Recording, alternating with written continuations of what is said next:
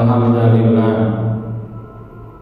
nahmaduhu wa nasta'inuhu wa nastaghfiruhu wa natubu ilayhi wa na'udzu billahi min shururi anfusina wa min sayyiati a'malina man yahdihillahu fala mudilla lahu wa man yudlilhu fala hadiya lahu.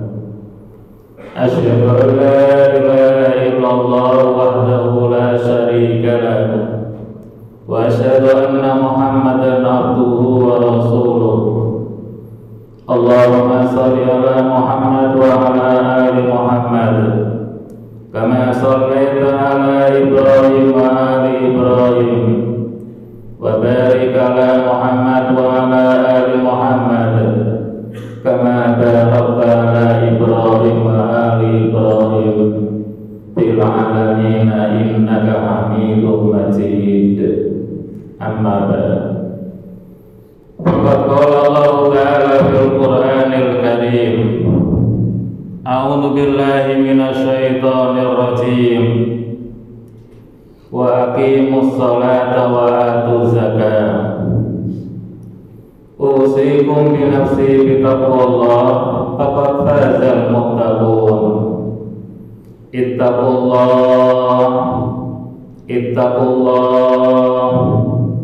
Ittaqullaha ayyuhal muslimun faqad fazal muttaqun. Ittaqullaha haqqa tuqatih wa la tamutunna illa wa antum muslimun. Jamaah salat Jumat Masjid Syuhada yang kami hormati,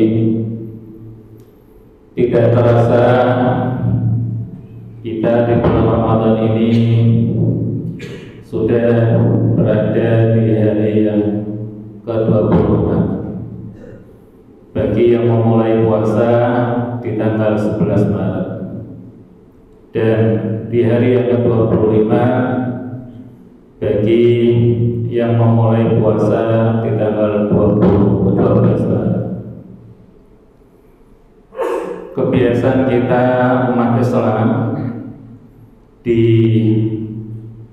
Asrul Awakhir min syahr Ramadan, di 10 hari yang terakhir di bulan Ramadan ini adalah melakukan kegiatan berupa menghitung-hitung zakat. Karena kita sebagai orang muslim memang diwajibkan oleh Allah Subhanahu wa taala untuk mengeluarkan zakat. Dan kebiasaan kita sebagai orang muslim mengeluarkan zakat itu ditempatkan di bulan Ramadan seperti ini. Walaupun mungkin jatuh temponya sebelum Ramadan atau sesudah Ramadan, tapi ini sudah menjadi tradisi kita sebagai kaum muslimin mengeluarkan zakat itu ditempatkan di bulan Ramadan seperti ini. Kenapa kaum muslimin mengeluarkan zakat selalu ditempatkan di bulan Ramadan?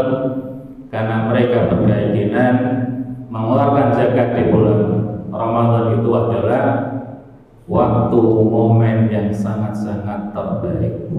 Seperti yang disampaikan Nabi, Abdulus Sodaqati Sodaqatu atau Sodaqatu fi Ramadan. Utama sedekah adalah sedekah yang dikeluarkan di bulan Ramadan seperti ini.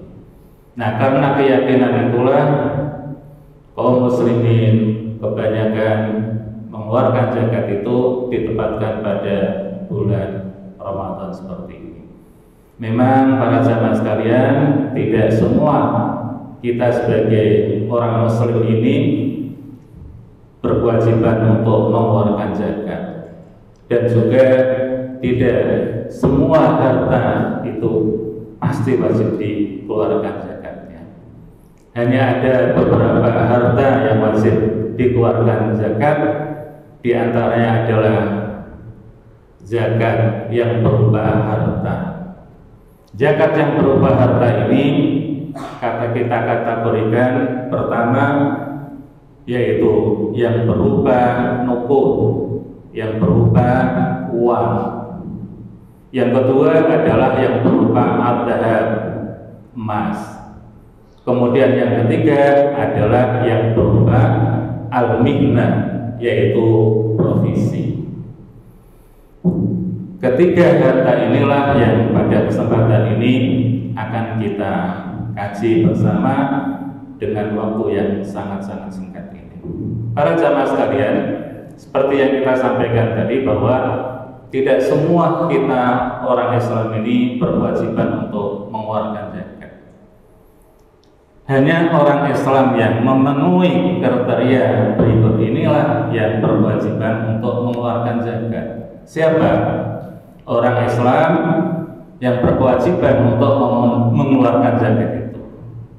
Pertama adalah orang Islam yang memiliki harta, dan harta yang dimiliki itu sudah mencapai qimatul haddil adna, mencapai batas minimal.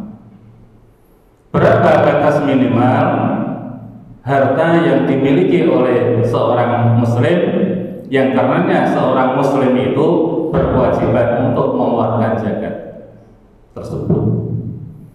Kalau kita mengacu kepada batas minimal emas, maka emas yang wajib dikeluarkan zakatnya itu kalau sudah mencapai 85 gram.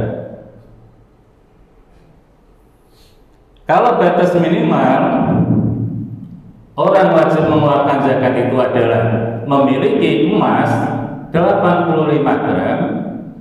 Kalau emas 85 gram ini dirupiahkan dengan catatan harga emas saat ini umpamanya 1 juta, berarti 1 juta kali 85 gram.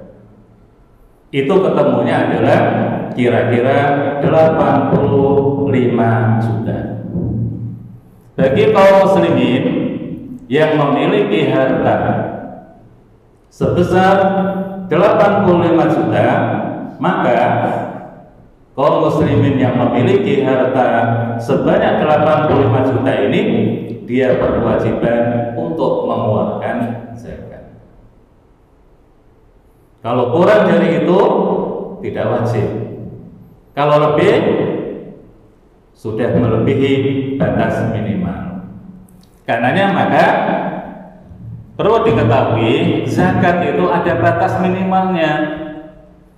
Karenanya kalau ada kaum muslimin memiliki harta kurang dari 85 juta, maka dia tidak berkewajiban untuk mengeluarkan zakat. Nah, berapa zakat yang harus dikeluarkan? Zakat yang harus dikeluarkan itu adalah 2,5%. Dan dengan catatan para jamaah sekalian, harta yang mencapai batas minimal 80 juta itu tadi harus sudah 1 tahun haul. Jadi kriteria yang kedua adalah di samping mencapai nisab, yang kedua harta itu sudah mencapai 1 tahun. Bisa diajukan andai kata jatuh temponya bulan Syawal atau bulan Dzulqa'dah, bulan Dzulhijjah, tapi karena ingin mendapatkan keutamaan mengeluarkan zakat di bulan Ramadan, boleh diajukan. Kecuali Imam Ibnu Hazm yang tidak membolehkan. Tapi jumhur ulama membolehkan untuk mengeluarkan zakat di bulan Ramadan, walaupun jatuh temponya katakan di bulan Syawal, di bulan Dzulhijjah, di bulan Dzulqa'dah, di bulan Dzulhijjah. Jadi harus 1 tahun.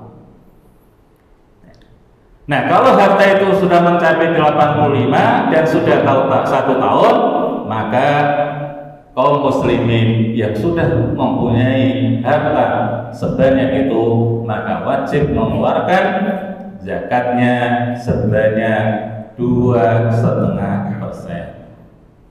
Berapa 2,5% dari 85 juta itu?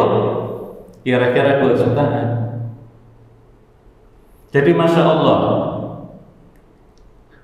uang 85 juta itu hanya dikeluarkan zakatnya sekitar 2 juta. Sungguh sangat sedikit. Tapi banyak kaum muslimin yang berusaha untuk mengakali bagaimana uang 80 juta yang jatuh tempo katakan di bulan Ramadan ini tidak terkena zakat, sehingga dia tidak harus mengeluarkan uang 2 juta itu. Dia kali gimana? Dibelikanlah mobil, dibelikanlah alat rumah, atau dibelikanlah tanah, dibelikanlah rumah. Dia tidak kena apa? Zakat. Kenapa? Mobil, rumah, tanah, atau harta yang ghairu namiyah, yang tidak produktif, yang tidak bergerak, tidak kena zakat. Panjenengan para sahabat sekalian punya tanah seluas apapun dan senilai miliaran bahkan triliunan, kalau tanah yang jenengan miliki yang nilainya miliaran dan triliunan itu jenengan diamkan saja, tidak jangan apa-apakan, aset yang seperti itu tidak wajib untuk dikeluarkan zakatnya. Kenapa? Dia ghairu namiyah, dia tidak berkembang. Sama dengan jenengan punya mobil Alfa namanya, jumlahnya 5 atau 10. Kalau mobil Alfa yang jenengan miliki jumlahnya 5-10 itu hanya panjenengan pakai sendiri, tidak jenengan rentalkan, sama dengan tanah tadi, tidak jenengan sewakan, tidak jenengan kontrakkan, maka mobil Alfa yang jumlahnya 5 unit sampai 10 unit tadi, kalau hanya panjenengan naiki sendiri dengan keluarga, maka jenengan tidak ada kewajiban untuk mengeluarkan zakat dari 5 unit, 10 unit mobil Alfa yang jenengan miliki itu. Kenapa? Karena mobil itu, mobil yang seperti itu bukan dikategorikan sebagai harta yang bergerak, harta yang produktif. Termasuk jenengan umpamanya para jamaah sekalian punya rumah, banyak rumahnya, tapi rumah itu hanya jenengan huni, tidak jenengan kontrakkan, tidak jenengan sewakan, hanya jenengan huni. Sebanyak apapun rumah yang jenengan miliki dan senilai berapapun rumah yang jenengan miliki, jenengan tidak ada kewajiban untuk mengeluarkan zakat. Kenapa? Karena rumah yang sekian banyak dan senilai miliaran bahkan triliunan itu tidak jenengan produktifkan. Karenanya maka jenengan tidak ada kewajiban untuk mengeluarkan zakat dari rumah yang jenengan miliki seperti itu. Kecuali kalau rumah itu jenengan kontrakkan, mobil tadi jenengan sewakan dan kontrakkan, baru jenengan hitung hasil dari 1 tahun kontrak rumah, kontrak mobil tadi. Hasil bersih berapa? Sudah mencapaikah 85 juta? Kalau sudah mencapai 85 juta dan itu net, jenengan berkewajiban untuk mengeluarkan zakat 2,5% itu. Jadi angka 2 ini kadang-kadang orang Islam itu, orang kaya itu ngakali seperti itu supaya apa? Tidak kena zakat. Padahal Masya Allah, ancaman Allah kepada orang yang tidak mau zakat apa? Nanti hartanya itu para jamaah sekalian akan diwujudkan oleh Allah Subhanahu wa Ta'ala setrika yang dibuat oleh Allah dari api neraka. Kemudian setrika yang dipanggang oleh Allah dengan api neraka ini akan Allah setrikakan di mana? Di jidatnya. Setelah itu di mananya? Di punggungnya. Setelah itu di mana? Di seluruh badannya ini. Sambil Allah mengatakan, fadhuqu bima kuntum taknizun. Inilah harta yang kamu dulu tidak mau keluarkan zakatnya. Sekarang fadhuqu, kata Allah, rasakan dari harta yang kamu tidak mau zakati itu. Itu ancaman Allah. Belum lagi nanti di kuburan. Apa ancaman Allah di kuburan? Harta yang tidak dizakati itu, para jamaah sekalian, akan dijelmahkan oleh Allah Subhanahu wa taala berupa ular yang berbisa besar, ular besar yang berbisa, yang dikalungkan oleh Allah Subhanahu wa taala, sayutawwaquna fi unuqihim. Dikalungkan oleh Allah Subhanahu wa taala ular besar yang berbisa itu di mana? Di lehernya. Sambil ular besar, ular berbisa itu tadi bilang kepada orang tersebut, aku adalah hartamu yang dulu kamu tidak mau mengeluarkan zakatnya. Karena itu para jamaah sekalian, jangan sekali-kali kita tidak mengeluarkan zakat dari harta kita, manakala kita sudah memiliki zakat, berkewajiban untuk mengeluarkan zakat, sudah memiliki uang minimal 85 juta dan sudah 1 tahun. Terus terkait dengan mina, zakat provisi penghasilan, karena orang punya provisi. Perlu kita sampaikan para jamaah sekalian, setiap orang yang punya provisi dan kemudian punya penghasilan minimal, penghasilan yang didapatkan setiap dia mendapatkan atau menerima gaji atau penghasilan itu adalah 7 juta sekian, dan itu adalah net bersih, maka orang yang mendapatkan penghasilan per bulan atau berapa bulan minimal 7 juta 08 sekian juta itu berkewajiban untuk mengeluarkan zakatnya. Berapa persen zakat mihna provisi yang harus dikeluarkan oleh orang itu? Yaitu sebenarnya 2,5%. Jadi kalau kita punya gaji sebulan net minimal 7,08 sekian juta, kita berkewajiban untuk mengeluarkan zakat 2,5%. Kalau kurang dari itu gaji kita yang kita terima net kurang dari 7 juta 083 juta, maka kita tidak punya kewajiban untuk zakat provisi. Nah, kadang-kadang para jamaah sekalian, ini yang salah di masyarakat kita itu, pokoknya saya menerima gaji berapapun, saya pasti sudah keluarkan zakat saya 2,5%. Kalau ditanya, berapa gajimu? Gajiku hanya 3 juta. Bagaimana 3 juta kok sudah mengeluarkan zakat? Belum mencapai batas minimal. Namanya zakat itu harus mencapai batas minimal. Berapa batas minimalnya? Kalau harta simpanan tadi 85 juta. Kalau mina provisi berapa? 7 juta, 7,083 juta. Kalau kurang dari batas minimal, itu bukan namanya zakat, itu namanya sedekah. Nah, jemaah yang dimuliakan oleh Allah, berhubung waktunya tidak memungkinkan, saya kira cukup masalah zakat ini yang bisa kita sampaikan. Mudah-mudahan sedikit yang kita sampaikan ini ada manfaatnya. Aqulu qouli hadza wa astaghfiru innahu huwal ghafurur rahim.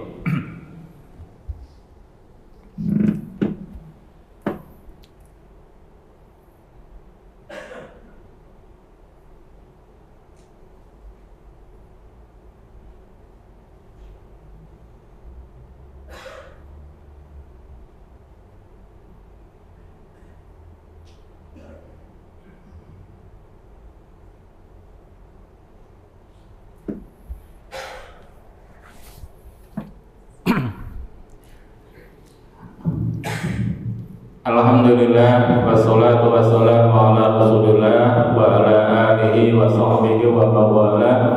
Asyhadu an la ilaha illallah wa asyhadu anna Muhammadan abduhu wa rasuluh. Allahumma shalli ala Muhammad wa ala alihi wa sahbihi wa sallam. Amma ba'd. Innallaha malaikatahu yusholluna 'alan nabi. Ya ayyuhalladzina amanu shollu 'alaihi wa sallimu taslima. Allahumma ighfir lil mu'minina wal mu'minat wal muslimina wal muslimat al ahya'i minhum wal amwat innaka sami'un mujibud da'wat ya qadiyal hajat. Rabbana ighfir lana dhunubana wa kaffir anna sayyi'atina wa tawaffana ma'al abrar. Rabbana zalamna anfusana wa illam taghfir lana wa tarhamna lanakunanna minal khasirin. Rabbana la tuzigh qulubana ba'da idh hadaitana wa hab lana min ladunka rahmah innaka antal wahhab. Allahumma innaka afuwun karim tuhibbul afwa fa'fu anna. Allahumma ansuril Islam wal muslimin wa khadul a'da'ana a'da'ad-din. Allahumma izzal Islam wal muslimin wa damir kafirina al-musyrikina al-munafiqina al-fasikina al-asina birahmatika ya arhamar rahimin. Allahumma ja'al baldatana Indonesiatan baldatan thayyibatan mutmainnatan aminatan birahmatika ya arhamar rahimin. Allahumma taqabbal minna salatana wa qiyamana wa tilawatana wa dhikrana wa siyamana wa zakatana wa sadaqatana wa sa'ira a'malina shalihah. Rabbana atina fid dunya hasanah wa fil akhirati hasanah wa qina adzaban nar. Subhana rabbika rabbil izzati amma yasifun wa salamun alal mursalin walhamdulillahi rabbil alamin wa la dzikrullahi akbar.